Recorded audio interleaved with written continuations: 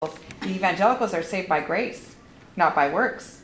Therefore, it's all about salvation, you know, and so getting them back involved in saying, you know, okay, the Catholic Church does have most of the social service projects, but it's our responsibility too. So for local churches to come down, and honestly, it's kind of sad, but even Rotary has done a great job of that, of going to other Rotary clubs, and then the Rotarians say, you know, they're just so bewildered of why do you care about these kids that you've never met, and why are you coming down? They see them as varmints, you know, as a nuisance, and so once somebody from another country comes and takes interest in our kids, so for us, modeling it helps. Vacation Bible schools and stuff like that, there's got to be a positive way to say it. I don't want to say shames the local church, but it models for the local church what more they can do. What more and how they could be involved, especially if a team comes down and partners with a local church.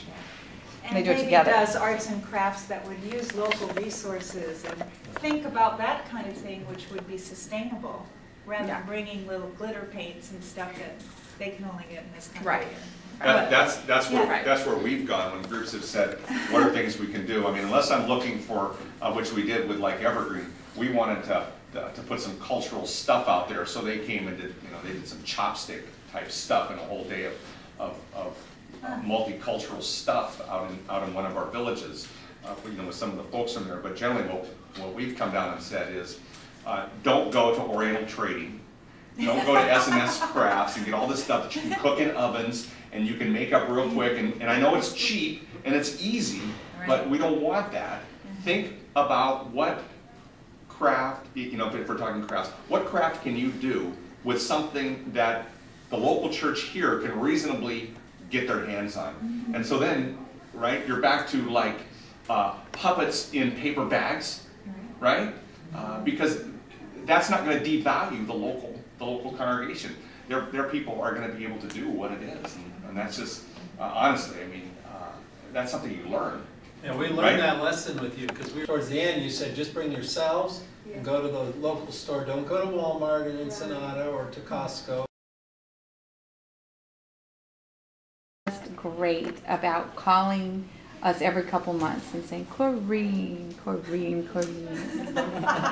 how's it going, my dear? And then just praying for me and caring for me. And there's been a couple of pastors over the years that just have, you know, at the right moment have said, you are part of my sheep and my flocks. And they've sent tapes of the, you know, back in the day when you had to of the services, and just called to pray and knew when we were going through something difficult, and considered us part of their fold, you know, and that means a lot. Missionaries are adopted by certain churches. If we can get our churches here to understand that, and you know what? It's not just about writing a check. No, it isn't about writing a check. You know, when you're out in the field, there's days that are just horrible.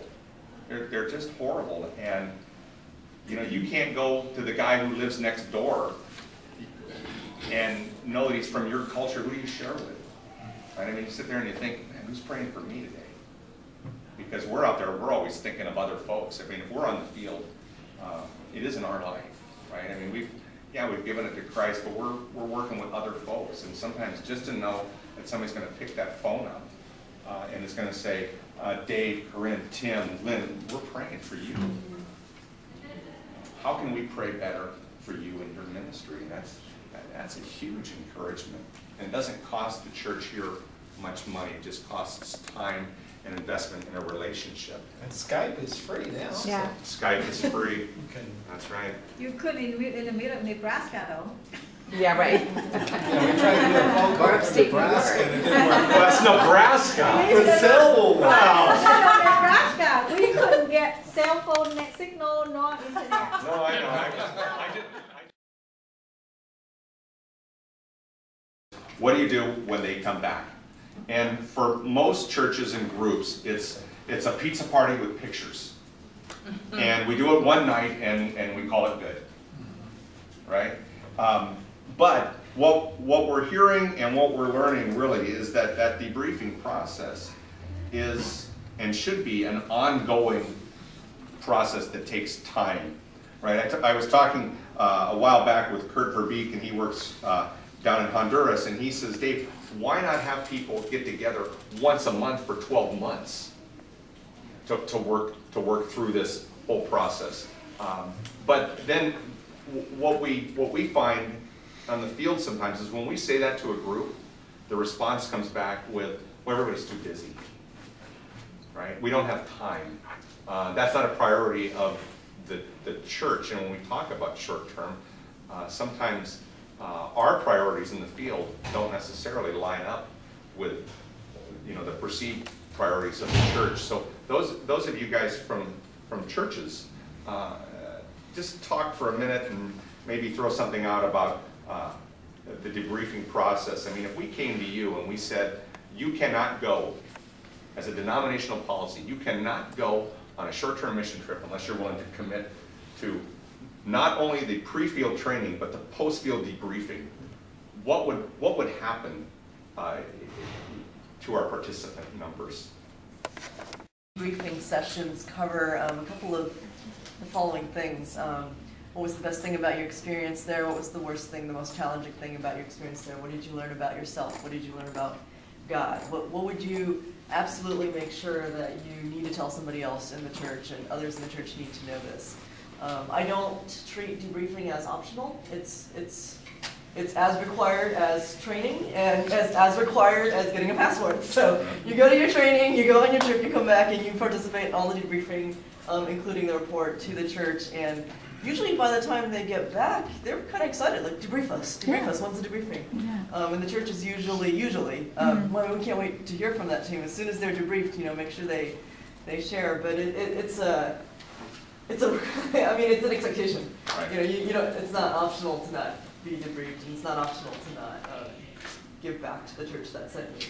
And I usually make that a big point in the training too, right? These are folks who, because they couldn't go, they gave $200 to you to get over there, and they have a $300 food budget for the month. So imagine that everyone you're talking to is vested in your trip, and treat them with that kind of respect. Great. Tim Dearborn's Short-Term Mission Handbook is a great resource. Roundtripmission.com is a great resource. They're out of the Southeast. They're great folks. Next.